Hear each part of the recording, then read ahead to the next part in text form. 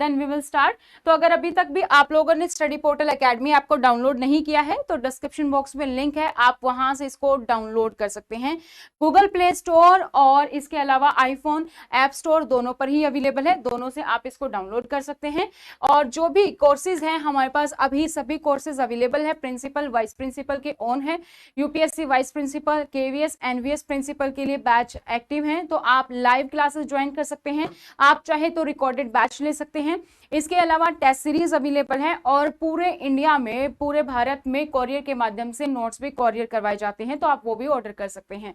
तो यहाँ पर आपको अगर मैं बैचेस की बात करूं तो यहाँ पर इंटरेक्टिव वीडियोस मिलती हैं, मॉर्निंग, इवनिंग, वीकेंड बैच सभी अवेलेबल हैं। सब्जेक्ट वाइज टेस्ट होंगे, आपके टॉपिक वाइज टेस्ट होंगे उसमें, और नोट्स जो भी आपको क्लास में पढ़ाया जाता है वो पीडीएफ फॉर्मेट में होता है। तो अगर आप हमारे साथ ज्वाइन करना चाहते हैं तो आप हमारे हेल्पलाइन नंबर 8447410108 इसी नंबर पर आप हमें कांटेक्ट कर सकते हैं, ऑनलाइन क्लासेस के लिए भी, रिकॉर्डेड क्लासेस के लिए, टेस्ट सीरीज और नोट्स। तो What is the period of limitation of appeal under Rule 25 of CCA rule? अगर आपकी कोई भी अथॉरिटी है और उसको कितने टाइम होता है उसके पास कि वो अपील कर सके, जो भी आपकी प्रोसीजिंग है उसके खत्म होने के बाद कितने टाइम बाद वो अपील कर सकती है, रूल 25 जो हमारा कहता है। A 30 डेज, B 45, C 60 या D 90 डेज। कितने दिन के अंदर अपील की जा सकती है, हमने कल डिस्कस किया था एक क्लास में। कितना दिन है हमारे पास? ऑप्शन बी ऑल करेक्ट है, ठीक है, तो ऑप्शन बी इज करेक्ट है। तो अपील आपको कितने दिन में करनी होगी? अपील आपको करनी होगी 45 डेज के अंदर। हालांकि आफ्टर 45 डेज भी हो सकती है, लेकिन उस केस में फिर रीजन होगा, फिर सेटिस्फाई अगर होगी अथॉरिटी तभी हो पाएगी। लेकिन करेक्ट आंसर यहाँ पे क्या है? 45 days, option B is correct है। तो मैक्सिमम लोगों ने ऑप्शन सही दिया है यहाँ पे। Next question, an appellate authority, this is first and this second, ठीक है। An appellate authority has which among the following powers while disposing an appeal preferred under provisions of CCA। तो यहाँ पे कुछ अथॉरिटी है, पहले मैं वो कंफ्यूजन आपकी दूर कर देती हूँ क्योंकि काफी लोगों को अथॉरिटी में कंफ्यूजन है और आगे इस टाइप के क्वेश्चन आएंगे। तो एक तो थी हमारी डिसिप्लिनरी अथॉरिटी, ठीक है, जो भी कोई भी यहाँ पर किसी पर भी कोई अगर डिसिप्लिनरी एक्शन लेना है, ठीक है, कोई भी अनुशासनात्मक कार्यवाही करनी है तो वो किसके पास आएगा? सारा डिसिप्लिनरी अथॉरिटी के पास आएगा, ये डिसीजन लेती है और जब रिपोर्ट तैयार हो जाएगी उसके बाद भी फाइनल डिसीजन यही लेती है, ठीक है। जब भी कोई इंक्वायरी बिठानी होगी तो ये हमारी क्या, कौन एक इंक्वायरी बिठाती है हर एक इंक्वायरी के लिए, ठीक है, जरूरी नहीं है हर एक के लिए बिठानी है, ये खुद भी इंक्वायरी कर सकती है और एक सेपरेट इंक्वायरी भी बिठा सकती है, वो हमारी होगी इंक्वायरी अथॉरिटी। जिस दिन से वो बनेगी उसकी वैलिडिटी स्टार्ट हो जाएगी कि 6 महीने के अंदर आपको केस को खत्म करना है, ये हमारी होती है इंक्वायरी अथॉरिटी। एक हमारी होती है रिवाइजिंग अथॉरिटी और एक हमारी होती है रिव्यूइंग अथॉरिटी।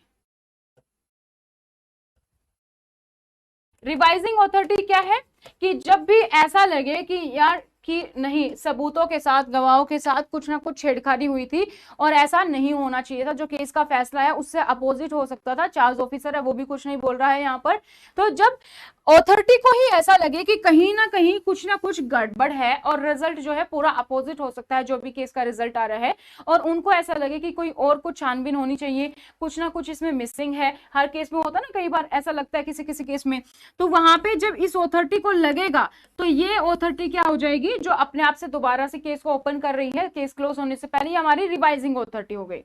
लेकिन जिस केस में प्रेसिडेंट को ऐसा लगे कि कहीं ना कहीं इस केस को दोबारा से ओपन करना चाहिए, दोबारा से इसको रिव्यू करना चाहिए, दोबारा से इंक्वायरी बैठनी चाहिए, स्टार्टिंग से शुरू करना चाहिए, तो वो हमारी प्रेसिडेंट को जब ये लगेगा, ये हमारी होगी रिव्यूइंग अथॉरिटी, ठीक है। और हमारी एपिलेट अथॉरिटी क्या है? हमारी एपिलेट अथॉरिटी वो अथॉरिटी है जब एम्प्लॉय को लगे कि अब मुझे जो फैसला आया है वो सही नहीं है, गलत है, उसके खिलाफ किसी के पास जाना है, जैसे कि हाई कोर्ट में हुआ फिर वो सुप्रीम कोर्ट में जाना चाहता है, ठीक उसी तरीके से यहाँ से इंक्वायरी अथॉरिटी ने अपनी रिपोर्ट ली, डिसिप्लिनरी अथॉरिटी को दे दी, डिसिप्लिनरी अथॉरिटी ने अपना फैसला सुना दिया, अब ये एपिलेट अथॉरिटी के पास जा सकता है 45 डेज के अंदर कि कुछ ना कुछ यहाँ पर मिसिंग है या मुझे दोबारा से इंक्वायरी करवानी है, इसलिए तो ये एपिलेट अथॉरिटी हमारी। आई होप अब अथॉरिटी आपको क्लियर हो गई है। Now back to question. An appellate authority has which among the following powers while disposing an appeal? जब भी वो अपीलेट ऑथोरिटी है उसके पास क्या क्या पावर्स हैं जब वो एक अपील को डिस्पोज करती है। आपकी अपील एक्सेप्ट भी हो सकती है, रिजेक्ट भी हो सकती है, ऐसा कुछ नहीं कि अपीलेट ऑथोरिटी हमेशा एक्सेप्ट ही करेगी, तो वो आपको बताना है। ऑप्शन ए क्या कहता है, he can pass orders confirming, confirm कर सकती है, एक्सेप्ट करें, एनहांस कर सकती है, रिड्यूस या फिर सेटिंग असाइड दी पेनल्टी, कोई भी पेनल्टी है सेम पेनल्टी रह सकती है, उसको बढ़ा सकती है, घटा सकती है, सेट असाइड कर सकती है, ये सारी पावर्स हैं। Second, he can pass orders remitting the case to the authority which imposed or enhanced the penalty or to any other authority with such direction as it may deem fit in circumstances of that case। या फिर वो कोई ऐसा order pass कर सकती है जिसमें कि वो केस को रिमिट कर सकती है टू दी अथॉरिटी, और जहां पे जिसने की इम्पोज हुई थी, या एनहांस कर सकती है पेनल्टी को, या किसी अदर अथॉरिटी जो इसके डायरेक्शन के साथ थी उनको भी इस डीम फिट कर सकती है सर्कमस्टांसेस इस केस में। तो ओनली ए ऑप्शन सही है, ओनली बी आपको लगता है, या फिर आइदर ए और आइदर बी ऑप्शन है, या फिर none of the above, which option is correct है। तो यहाँ पर दोनों ही ऑप्शन जो है वो अपने आप में सही हैं, आइदर ए और बी। अपीलेट ऑथोरिटी चाहे तो वो खुद ऐसा कर सकती है जहां पे वो पावर्स को घटा रही है, बढ़ा रही है, पेनल्टी को ठीक है सेट असाइड कर रही है, कंफर्म कर रही है, या फिर वो उस अथॉरिटी को भी बोल सकती है, वो फिर उसके अकॉर्डिंग यहाँ पर कर सकते हैं। तो हमारा आइदर ए और बी दोनों ही सही है, तो ऑप्शन सी हमारा करेक्ट है। Next question, as per section 3 of CCS conduct rules 1964 every government servant shall at all time, जो हमारा CCS conduct rules है सेक्शन 3 है उसके अकॉर्डिंग हर एक गवर्नमेंट सर्वेंट को क्या करना चाहिए। Option A maintain absolute integrity, integrity को मेंटेन करना चाहिए। Option B maintain devotion to duty, अपना काम हमेशा अच्छे से करना चाहिए, डिवोट होना चाहिए वो उसको, खुद को उसके अकॉर्डिंग काम करना चाहिए उसको। सी है do nothing which is unbecoming of A government servant, उसको कोई ऐसा काम नहीं करना चाहिए जो कि एक गवर्नमेंट सर्वेंट के लिए अनबिकमिंग हो, अनअप्रोप्रिएट हो। या option D, which option is correct here. फटाफट से आंसर्स कमेंट सेक्शन में कमेंट कीजिए।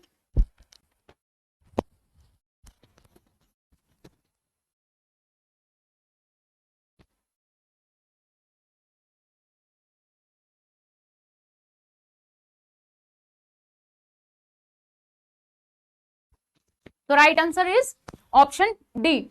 ना तो उसको क्या है इंटीग्रिटी को भी मेंटेन करके रखना है, बी डिवोशन टू ड्यूटी, काम के प्रति हमेशा समर्पित रहना है, लापरवाही नहीं करनी है, ड्यू डेट पे जितना भी टाइमलाइन है उसके अकॉर्डिंग करना है। सी क्या कहता है, कोई भी ऐसा काम नहीं करना जो कि उस गवर्नमेंट सर्वेंट के लिए अनअप्रोप्रिएट हो।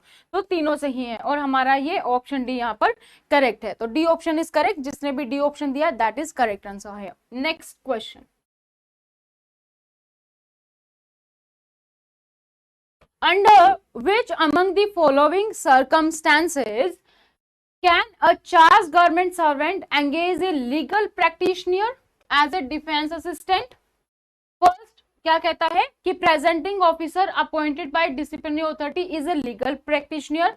Second कहता है कि when the disciplinary authority having regard to the circumstances of the case so permits, कि ऐसा कौन सा केसेस होगा जहां पे एक चार्ज ऑफिसर गवर्नमेंट सर्वेंट जो है जिस पर चार्ज लगाया गया है वो अपने डिफेंस असिस्टेंट को एक लीगल प्रैक्टिशनर रख सकता है। ऑप्शन ए क्या कहता है, ऑप्शन ए कहता है कि प्रैक्टिशनर ऑफ जो प्रेजेंटिंग ऑफिसर है जो डिसिप्लिनरी अथॉरिटी ने अपॉइंट किया है वो लीगल प्रैक्टिशनर है उस केस में।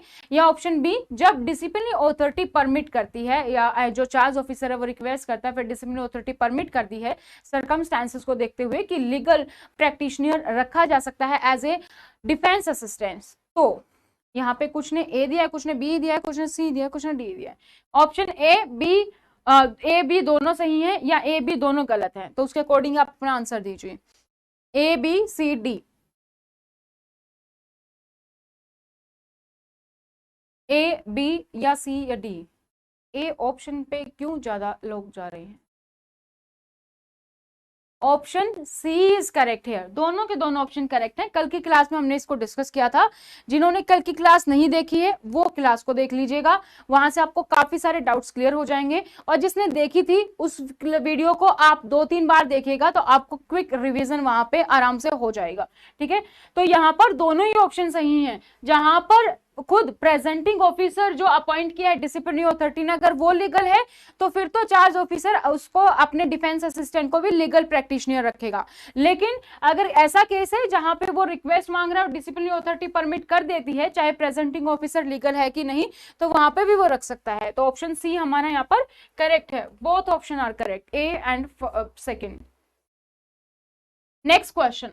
Inquiry authority should conclude the inquiry and submit his report within a period of dash months from the date of receipt of order of his appointment as inquiry authority.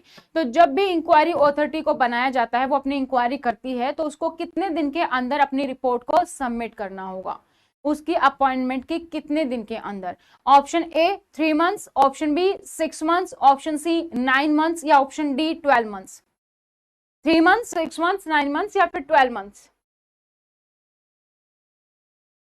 Yes, B option is correct here. A में confuse मत हो, यहाँ पे right option is 6 month. 6 month का time होता है inquiry authority के पास। डिसिप्लिनरी अथॉरिटी एक इंक्वायरी अथॉरिटी को अपॉइंट करती है, जिस दिन से अपॉइंट होगी उसी दिन से ये 6 मंथ्स को काउंट किया जाता है। हालांकि कुछ केसेस ऐसे हो सकते हैं जहां पर इंक्वायरी अथॉरिटी 6 महीने के अंदर अपना कंप्लीट काम नहीं कर पाई, रिपोर्ट नहीं बन पाई, पूरे सॉल्यूशन पर नहीं आ पाई, तो इस केस में इस अथॉरिटी के टाइमलाइन को और एक्सटेंड किया जा सकता है 6 मंथ। लेकिन यहां पर उसको रीजन बताना पड़ेगा कि क्यों 6 मंथ में कंप्लीट नहीं हो पाई कार्रवाई। तो वो रीजन नोट डाउन कौन करेगा? डिसिप्लिनरी अथॉरिटी, और उसको 6 मंथ का टाइम और दिया जा सकता है।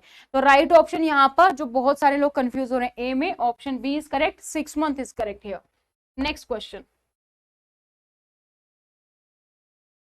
Disciplinary authority may allow an additional time not exceeding dash months for completion of the inquiry at a time under Rule 14 of CCA rule. Disciplinary authority कितना additional time दे सकती है इंक्वायरी को कंप्लीट करने के लिए एक बार में रूल 14 के तहत? A 1 month, B 3 months, C 6 month, D 9 months. Which option is correct? A, B, C, D. C option is correct. अभी हमने लास्ट में डिस्कस किया, बी ऑप्शन कहां से आ गया? C option 6 month is correct है यार। 6 मंथ का टाइम मिलता है और 6 मंथ के लिए फिर से एक्सटेंड की जा सकती है। 3 मंथ्स है ही नहीं कहीं पर, पता नहीं आप 3 मंथ्स में क्यों कंफ्यूज हो रहे कुछ लोग। 3 मंथ्स नहीं है, 6 month is the right answer. 6 month के लिए किया जाता है, ठीक है, सी। अभी लास्ट में हमने इसको डिस्कस किया है। Next question. In every case where it is necessary to consult the UPSC Commission, the disciplinary authority shall forward or cause to be forward to the Commission for its advice along with. जब भी no 60 days, then sorry 6 month, then again 6 month, no 90 days is here. हम CCA की committee की बात कर रहे हैं यहाँ पर, ठीक है। नेक्स्ट क्वेश्चन क्या कहता है? In every case where it is necessary to consult the UPSC, the disciplinary authority shall forward or cause to be forward to the commission for its advice along with. जब भी disciplinary authority को UPSC की consultation की जरूरत होगी, ऐसे case में क्या किया जाएगा? ऐसे केस में जो डिसिप्लिनरी अथॉरिटी है उसको डॉक्यूमेंट्स फॉरवर्ड करती है यूपीएससी को, तो कौन कौन से डॉक्यूमेंट्स उसको फॉरवर्ड किए जाएंगे? Option A, a copy of the report of the inquiry authority, जो भी इस इंक्वायरी अथॉरिटी ने रिपोर्ट बनाई होगी उसकी copy, together with its own tentative reason for disagreement. और इन जो अथॉरिटी ने जो रिपोर्ट बनाई है, इस रिपोर्ट में अगर कुछ पॉइंट्स पर वो डिसएग्री हो रही है तो वो क्या रीजंस हैं वो भी यहाँ पर बताएंगी। सेकेंड, यहाँ पर क्या है? Comments of disciplinary authority on the representation of government servant on the inquiry report and disagreement note। यहाँ पर जो भी इंक्वायरी अथॉरिटी ने रिपोर्ट बनाई होगी उसके बाद जो चार्ज ऑफिसर होता है वो भी रिप्रेजेंटेशन देता है, कितने दिन में? 15 डेज के अंदर देता है, तो वो और साथ ही उसका डिसएग्रीमेंट भी बताएगा, या फिर बोथ ए एंड बी, या फिर D none of the above. आप लोग जो मल्टीपल टाइम आंसर लिख रहे हैं ना, जैसे एक साथ ही B B B B B B, तो इस तरीके से ना करके एक ही बार रखें, क्योंकि ऑटोमेटिकली आपका जो कमेंट है वो फिर स्पैम में चला जाता है, ठीक है। एक ही बार सिंगल टाइम में टाइप करें, बी सी ए डी, जो भी है आपका option. Which is correct? Option C. हर केस में क्या होता है, जब भी यूपीएससी से कंसल्टेशन लेनी होगी, एक तो आपको ये ध्यान रखना है कि यूपीएससी से कंसल्टेशन में कितना टाइम होता है। यूपीएससी से कंसल्टेशन में आपको 30 डेज का टाइम होता है, ठीक है, 30 डेज का टाइम मिल जाता है। और यहाँ पर वो इंक्वायरी अथॉरिटी ने जो रिपोर्ट बनाई है वो भी चाहिएगी, प्लस अगर डिसिप्लिनरी अथॉरिटी डिसएग्री कर रही है तो वो भी चाहिए। साथ ही जो रिप्रेजेंटेशन थी, डिसिप्लिनरी अथॉरिटी ने जो रिपोर्ट बनाई थी, फिर वो चार्ज ऑफिसर के पास गई थी, इस जो चार्ज गवर्नमेंट सर्वेंट ने अपनी क्या रिप्रेजेंटेशन दी थी वो भी, और जो भी डिसएग्रीमेंट है सारी इंफॉर्मेशन देनी होती है। तो our correct answer is both A and B, C option is correct here. Next question, procedure for imposing minor penalty is mention in which rule. जो हमारा प्रोसीजर है कि कैसे माइनर पेनल्टी इंपोज होगी वो हमारे सीसीए रूल्स 1965 के कौन से रूल में मेंशन है? Rule 14, rule 18, rule 16, rule 20, A B C D, which option is correct है? कौन सा ऑप्शन में करेक्ट है? A B C D. Imposing minor penalty है यहाँ पर, ठीक है, क्वेश्चन ध्यान से पढ़ना, माइनर पेनल्टी की बात हो रही है, मेजर की नहीं हो रही है। माइनर पेनल्टी कौन से में है हमारे पास? बिल्कुल करेक्ट है, ऑप्शन सी इज करेक्ट है। हमारी माइनर पेनल्टी कौन से में है? रूल 16 बताती है हमें कि कैसे माइनर पेनल्टी को इंपोज किया जाएगा। Next is orders made by the disciplinary authority under CCA rules 1965 shall be communicated to the government servant under। जो भी ऑर्डर है, जो भी डिसिप्लिनरी अथॉरिटी ने ऑर्डर बनाए हैं सीसीए रूल्स के तहत, वो गवर्नमेंट सर्वेंट को कैसे कब कम्युनिकेट की जाएंगे? Shall be communicated to. तो वो कौन से रूल में हमारा मेंशन है? रूल 17, रूल 29, रूल 19 या फिर rule 23, which is correct? 17, 21, 19, 23, A B C D. Maximum लोगों ने ऑप्शन दिया ए, तो हमारा वो रूल 17 में है।